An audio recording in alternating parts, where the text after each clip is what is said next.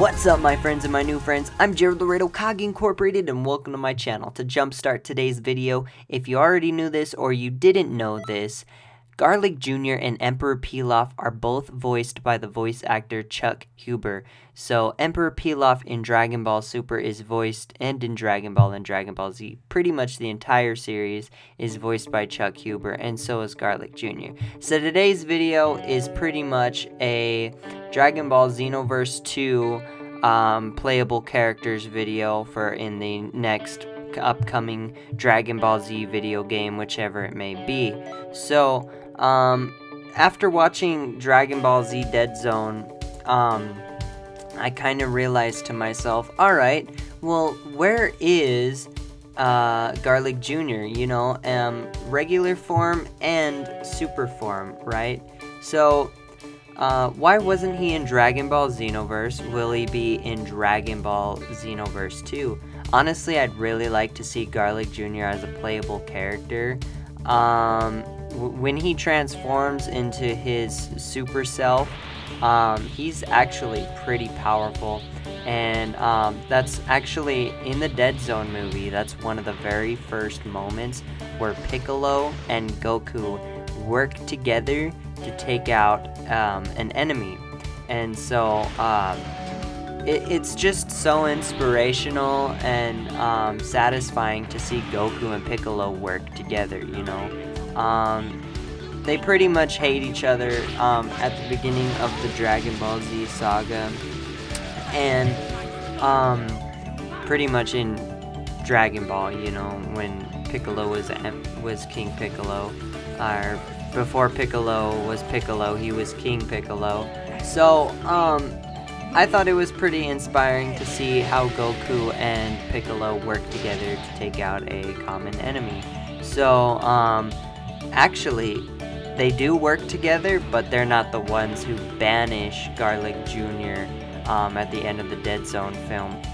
And what really sucks is Garlic Jr. asked for immortality, so he was stuck there for a long time. But he eventually comes back in the Dragon Ball Z series, actually in a couple of episodes with some more allies of his to seek a revenge assault on Goku and his family and friends. So during the Dragon Ball Z Dead Zone film, we've got Sansho, we've got Nicky, and we have Ginger. Now honestly, I'd really like to see these three guys as playable characters in Dragon Ball Xenoverse 2. You know, the side characters are cool, you know. You get the opportunity to learn more from them, you get the opportunity to know what their attacks are, you know, what their power level is, what they're capable of. And Sansho was actually killed by Piccolo in the Dead Zone. Nicky and Ginger were both killed at the same time by Goku, and then that is when Goku and Piccolo merge a team together to launch an attack to take out Garlic Jr. in the Dead Zone, and they fail. Both of them and Kami fail, and Gohan just appears out of nowhere and takes out Garlic Jr. Another sensational moment that was in Dragon Ball Z the Dead Zone film was when Gohan was up above, just like sleepwalking, and he peed onto Krillin's head, beautiful bald head, and Krillin was like, "What the heck is that?" Then he looks up, and then there you have it. There's Gohan peeing on him. And so, you know, Akira Toriyama, he's really creative. He's a really creative guy. So, now moving on from the Dead Zone, we've got spice, vinegar, salt, mustard, you know, all these new henchmen who have formed an alliance with Garlic Jr., who are in Dragon Ball Z episodes from the series, and they're launching that counterattack onto Goku, his family, and friends. And this happens like just about between episodes 93 to 100, I believe. So you know, it's definitely something interesting to think about, is to see these side characters in Dragon Ball Xenoverse 2. So guys, pretty much in Dragon Ball Z episodes 93 to 101, Gohan, Krillin, and Piccolo are all trying to survive a brutal fight against Garlic Jr. and his new minions, Spice, Vinegar, Salt, and Mustard. Now, thinking about all of this makes me a little bit hungry, I'm not gonna lie. But, so pretty much Krillin is powerless around this time.